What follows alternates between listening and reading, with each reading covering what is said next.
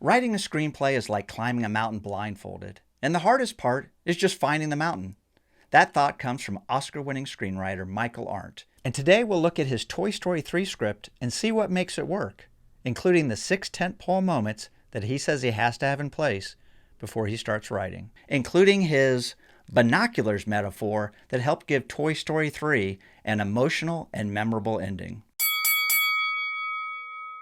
Michael Arndt says that the real hero of Toy Story 3 is the Pixar process. If you look at the credits, Michael Arndt is the sole credited screenwriter on Toy Story 3, but he said he had the world's largest training wheels to write that script, including the Pixar Brain Trust and a 25-page outline written by Oscar winner Andrew Stanton. The shorthand version of the Pixar process is they made Toy Story 3 7 times before the final version that was seen in theaters. Steve Jobs said the process was like beta testing software. Version 1.0, 2.0, etc. It wasn't until the story was totally dialed in that they recorded the voices of the top actors and did the final high-end animation. This video condenses around 10 hours of Michael Arndt's insights on the screenwriting process down to about 10 minutes. On Michael Arndt's YouTube channel, and specifically his video Toy Story 3, Mistakes Made, Lessons Learned, he talks about the writing process at Toy Story 3. It's nothing fancy. It's traditional storytelling 101. 3 acts and 6 tentpole moments. Tentpole moment number 1, the opening. Michael Arndt says that Pixar movies often open with characters doing what they love to do best. And in this case, Toy Story 3 opens with a big adventure, kind of an homage to the great westerns featuring a runaway train. It's a way to introduce the main characters, including Woody and Buzz, and it's also its own movie within a movie with a beginning, middle, and an end. I love the line where Buzz says, "Glad I could catch the train." In that opening, we see Woody and Buzz in all their glory, just enjoying this great adventure. But there are what Michael Arndt says, storm clouds on the horizon. We learn at the end of the scene that it's actually an old VHS tape and that Andy is going to college. So the major dramatic question is, what's going to happen to the toys? Some of the options are go into the attic, go to college, Molly, Andy's sister, go in the trash. The toys are mature about it, though, and they actually have their version of a staff meeting where they say, we knew this day would come, and they resolved to implement the attic plan. Not ideal, but maybe when Andy has kids, they can all play together again. Your opening and your storm clouds on the horizon are all a build-up to the next tentpole moment, the inciting incident. Michael Arndt says the inciting incident is like the ba-boom, the lightning strike, the life-changing moment that is going to forever change these characters' lives. It's a giant conflict. It's a major disruption of what the characters thought was going to happen. Michael said that as in their various meetings that they had, they dealt with what's the toys' worst fears. And they came up with ending up in the trash as the worst fears. So they used some story reverse engineering to make that happen. It's a mistake, but they do end up in the trash. The key thing is that the climax of your script is directly linked to the inciting incident. The third tentpole moment after the opening and after the inciting incident is the Act 1 break. This is when the toys decide to stay in Sunnyside, except for Woody, who decides to head back home since he was the one toy Andy put in the box to take to college. Before Woody and the other toys part ways, there's one moment that's really important to the movie's climax. Woody stubbornly refuses Buzz's handshake as they part ways. Soon afterwards, Woody's plan hits a snag when he leaves Sunnyside only to get stuck in a tree.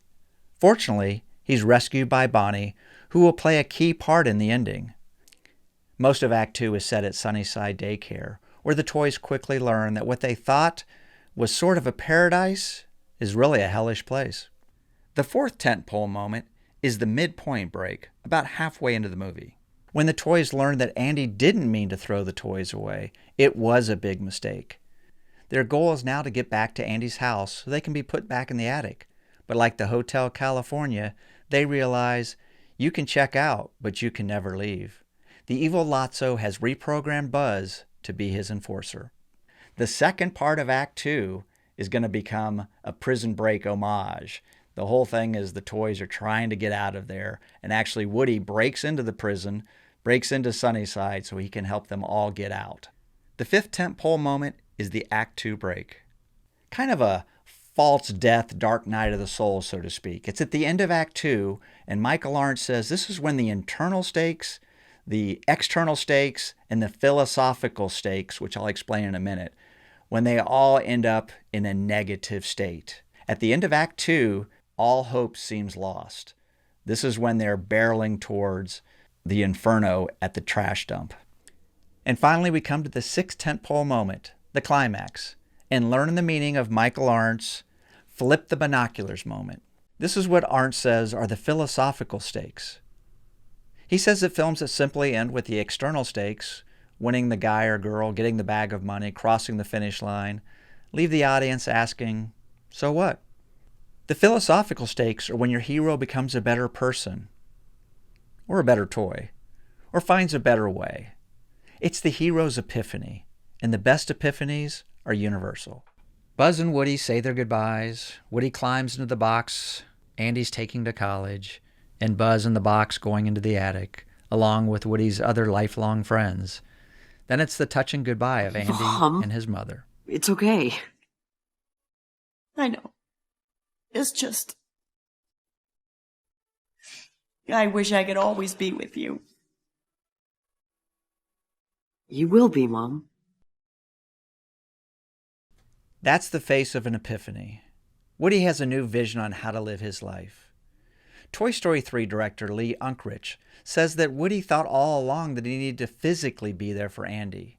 Screenwriter Arndt says this is Woody's flip the binocular moment, where he goes from seeing the world, instead of backwards, he's seeing it the way that it should be, from a healthier perspective. He now knows that he can be there for Andy in a metaphorical sense.